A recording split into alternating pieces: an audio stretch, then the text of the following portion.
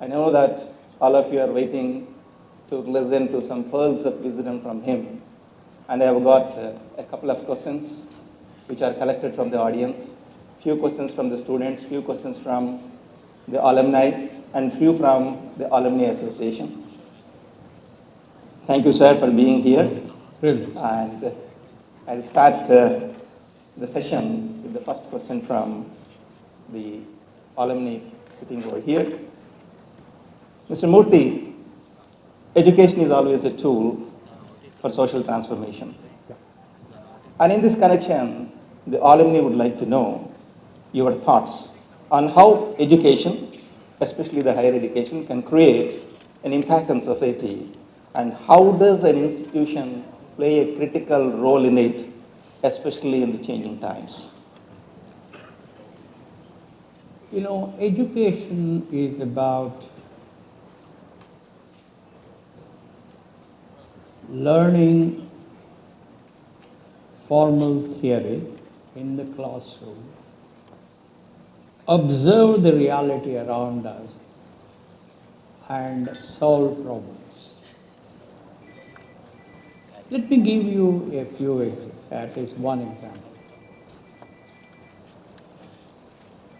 Albert Einstein, he realized that the orbit of Mercury was not as it should be when you used Newton's law. So he started thinking, this is what I have learned in my college at Zurich, but somehow this is not fitting in.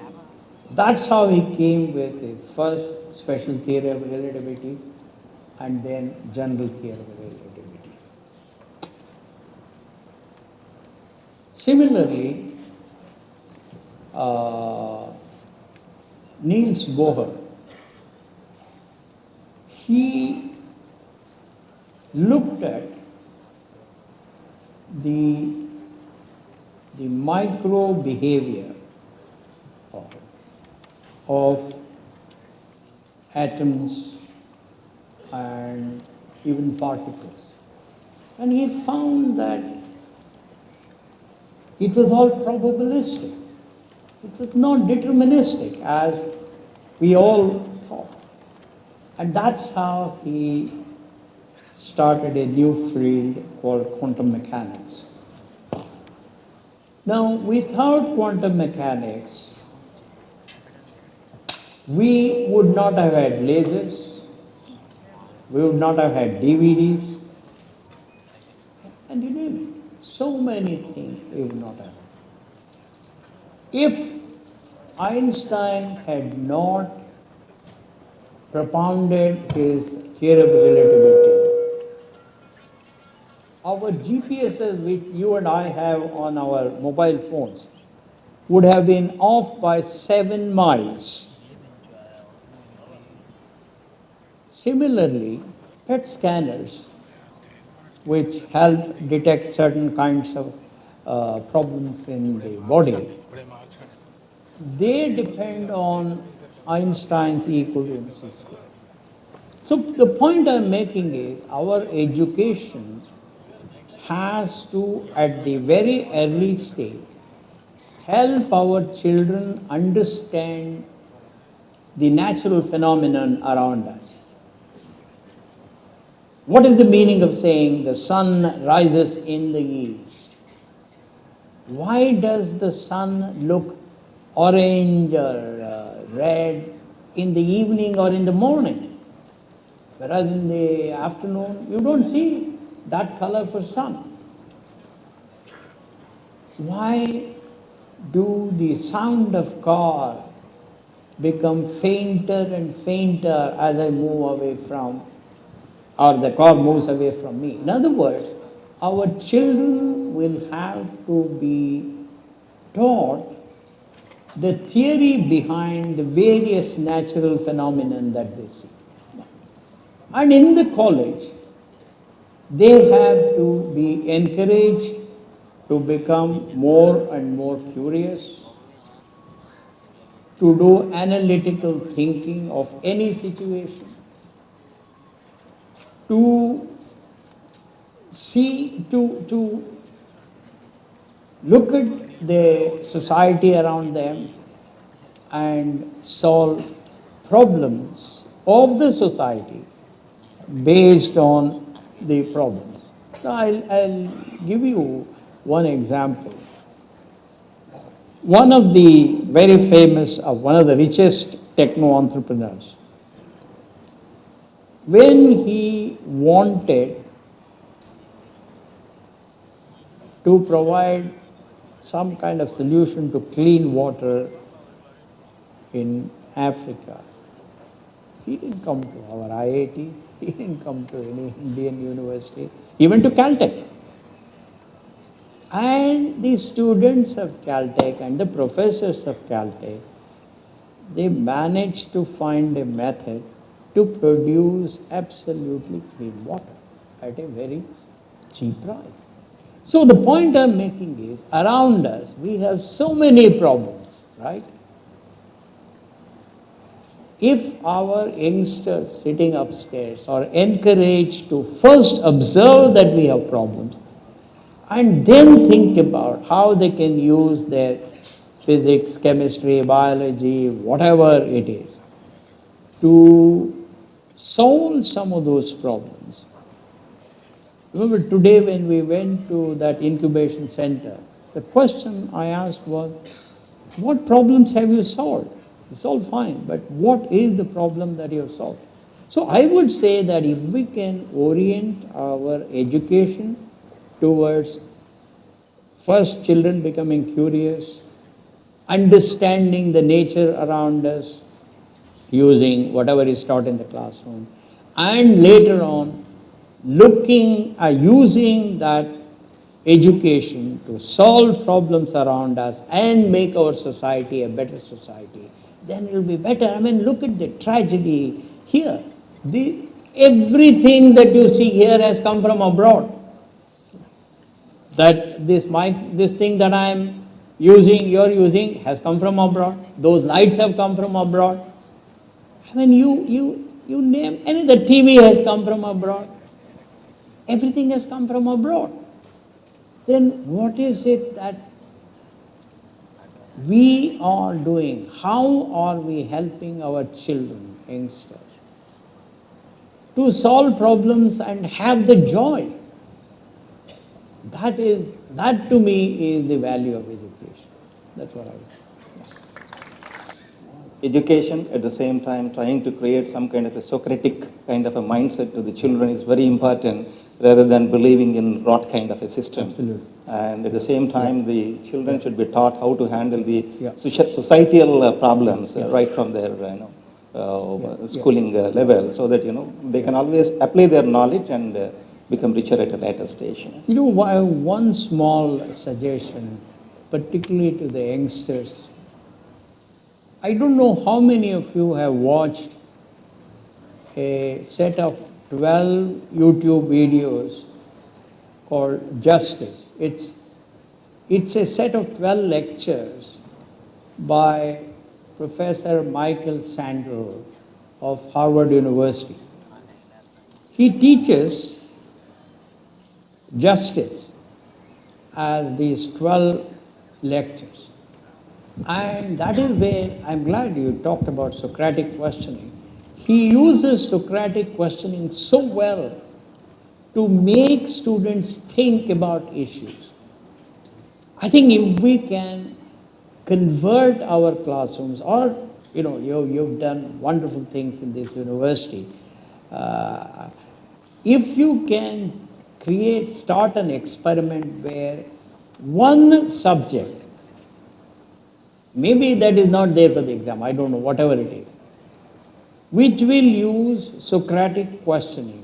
What that requires is you study at home whatever is going to be taught in the classroom today, understand it a little bit, then the students come to the class, and in the class the teacher asks each student some deep questions. I think if you can conduct an experiment like this, you will be the first in the country. No IIT has done, nobody has done. You will be the first in the country to have tried to have reversed the way that our children learn. Kindly think about it. Sure, sure, sir. It's a wonderful advice that you have Thank given you. to the Andhra University. And, as such, you look at any of the institutions, right? The institution's success is always measured in the form of the positions and the influence that their alumni, in fact, reach.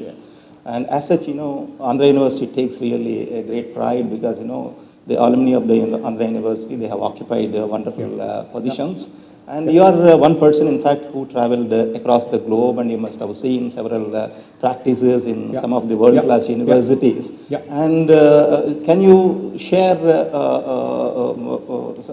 some of your, observations at these world-class universities and some of the best practices of how an alumni can contribute to a country's welfare through the alma mater?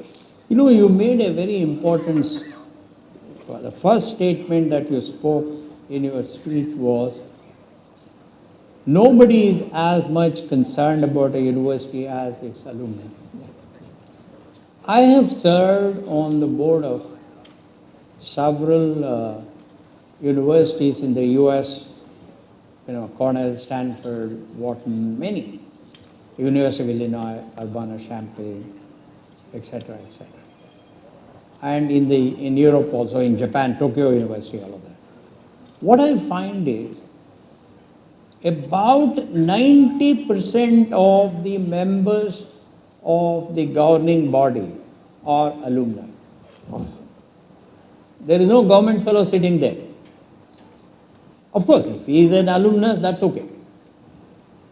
And 10% are people who are not alumni, but who have succeeded in some way in that field, in education field or in other fields, etc.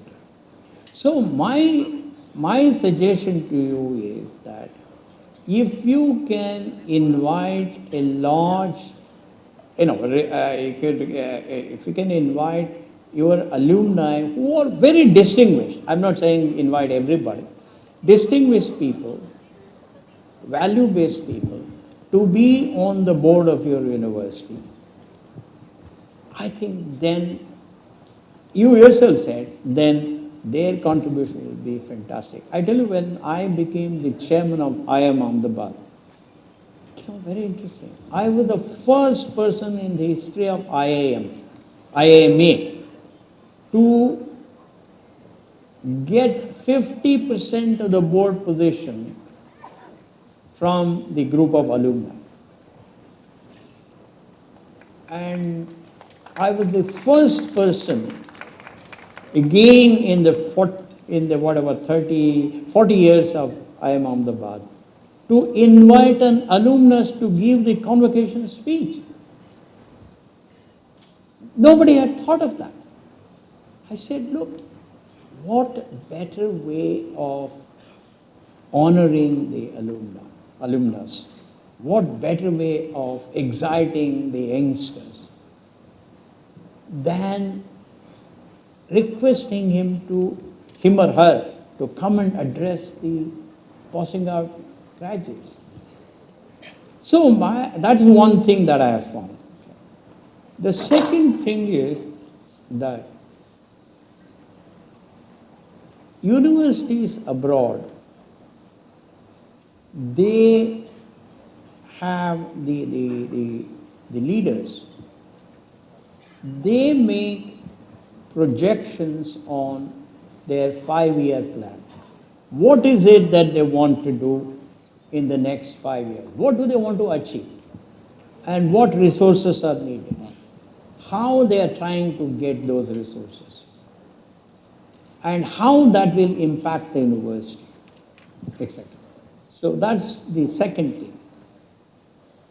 The third thing is a very good financial analysis of the performance.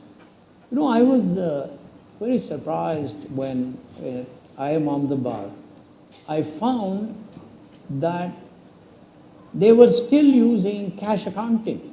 Now, probably the whole country has changed, I don't know.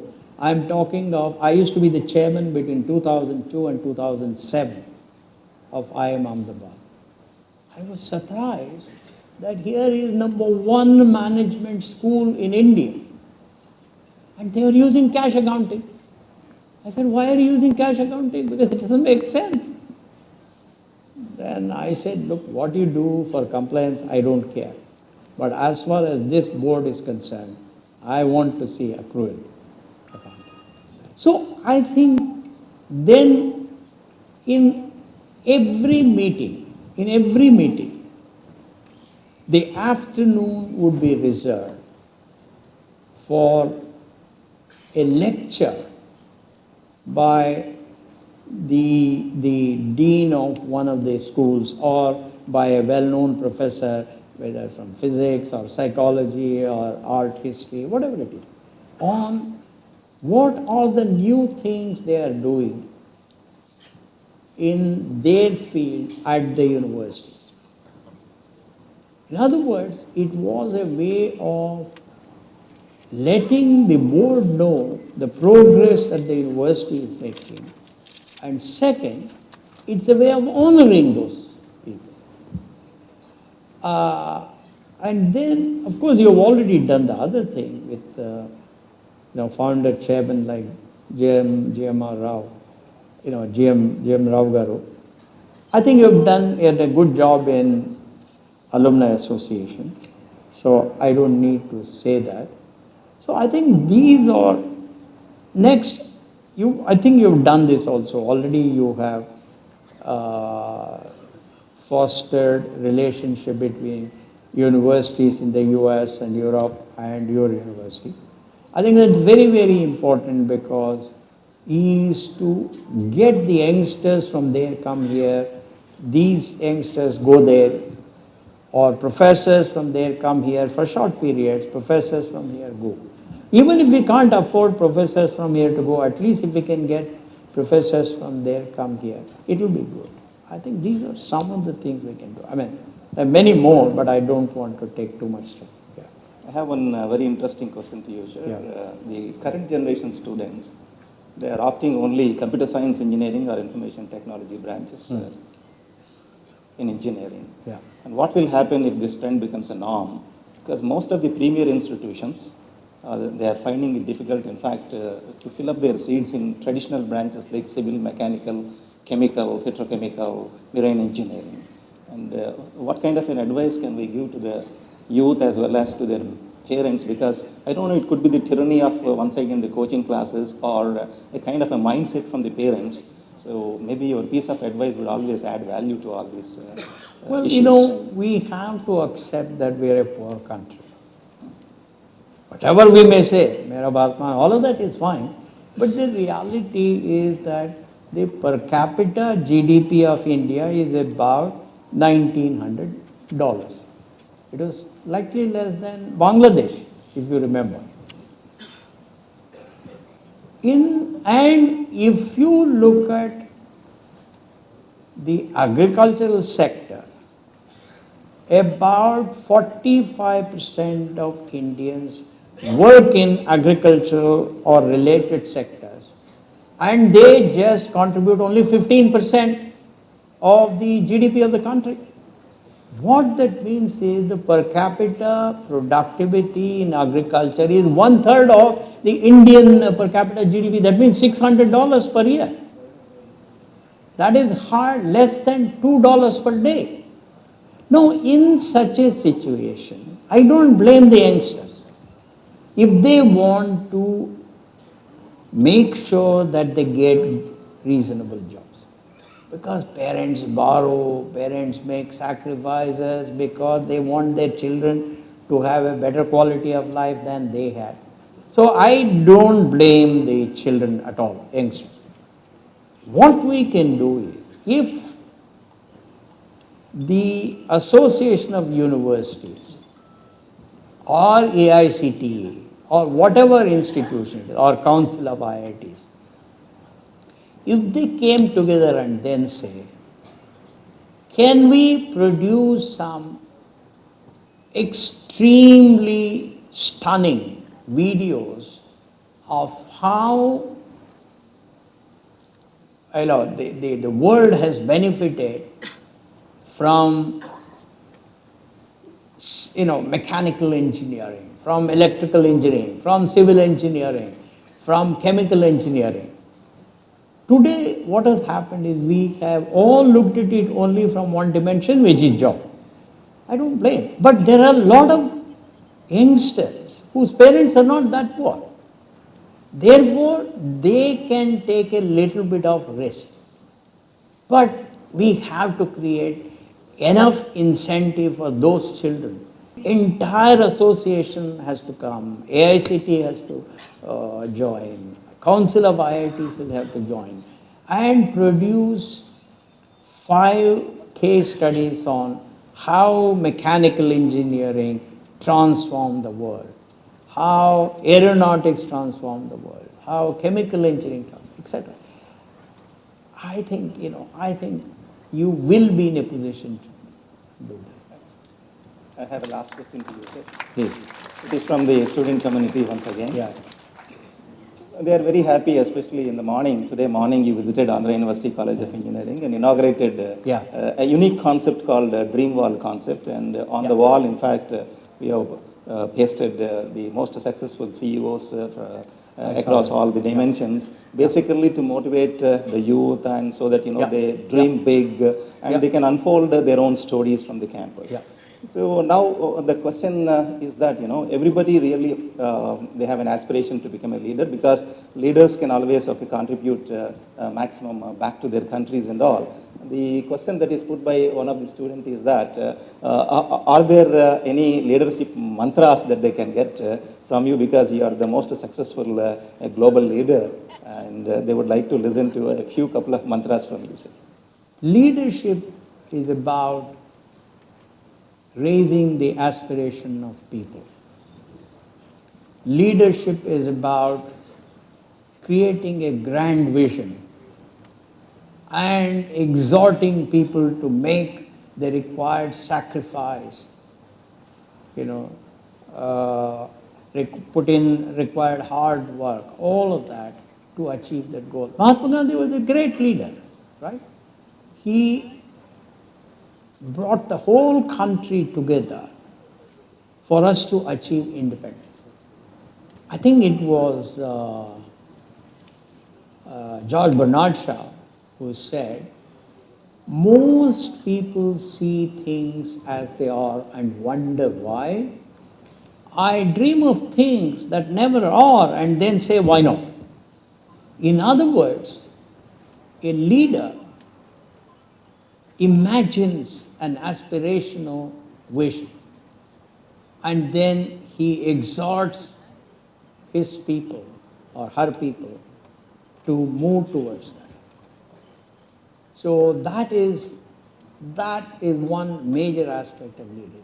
Second, of course, a leader, as I spoke in my speech, a leader leads by example. That's the beauty of Mahatma Gandhi. I am a great admirer of Mahatma Gandhi because he taught the whole world the importance of leadership by example. And that, is the most powerful way of exhorting people to follow values. I think while interviewing, they told me that they said that I in the office 6:20 in the morning, because I would leave home at 6 o'clock and I would be in the office by 6:20. You know why I did that? Because the story grows around very easily. When the vice chancellor, he always comes 5 minutes ahead, that story travels very fast. And next time, none of your professors will come late for a meeting called by you. You don't have to give big lectures. So I think our actions speak louder than words. And our actions are seen as genuine because you come there. I mean, you also have same problems. You know, traffic is there. You at home you have many issues to tackle, but you are there in the office, you know, or you are in the meeting ahead of anybody else. So I would request the youngsters to remember that the most powerful instrument they have for becoming leaders is leadership by example. Discipline in this country is very low, very, very low. And that is not because of the children, not because of all the youngsters. It is because of us. I'm sorry, I will tell you a small story. How what we do every day is absorbed by the youngsters, and they do. I hope you don't mind, I'll take a few minutes. You know, there was a house, there was a husband, wife, a small child, son, and the grandfather, that is, husband's father. Somehow the wife didn't like the grandfather, the father-in-law. Every day she used to make life miserable for the husband, saying, "Alright, why is this fellow at home? This, that, etc." So one day the husband got so tired, he was also, he said, "Okay, I will just get rid of him. Tomorrow morning I am going to the forest and I will bury him alive. Are you happy?" She said, "Oh, good. I will prepare some breakfast for you early and all." So in the morning, he gets up early. The child also gets up. Says, "Where are you going?" He says, "I am going to the forest with my father." The child said, "I am also coming." Fair enough, fair enough. So the three of them go to the forest, and when they reach the middle of the forest, the father tells the child, "Sit here," and his father, the grandfather also, "Both of you sit here," and he starts digging a hole, big hole. So the child goes and asks the father, "Why are you digging this hole?" You know, we generally don't tell lies to children.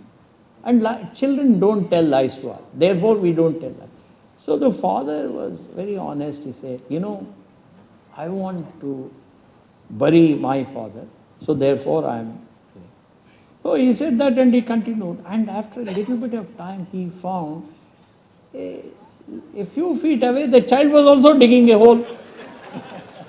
So this fellow, the father asked, "Arey beta, kya kar rahe ho? What are you doing? Why are you digging this?" He said, "You want to bury your father, I want to bury my father." So why I said that is, our youngsters are observing us very carefully. See, everybody is observing you in your university. So every action of yours is observed. They want to imitate you. They also want to become vice chancellor at some stage. So therefore, I think you have a huge responsibility to conduct yourself properly, and you have to think every one of your actions, because you are a role model for whatever, some 100,000 students of Andhra University. So I would say that the youngsters must realize that you have to lead by example. Our actions speak louder than words. So I would say that observe your teachers. There are a lot of good things that their actions will tell you, and internalize it. Make it part of your DNA, and you will be very good quality citizens. That's what, I mean, I can go on and on, but that's what we all. Thank you so much, Mr. Murthy, and thank you.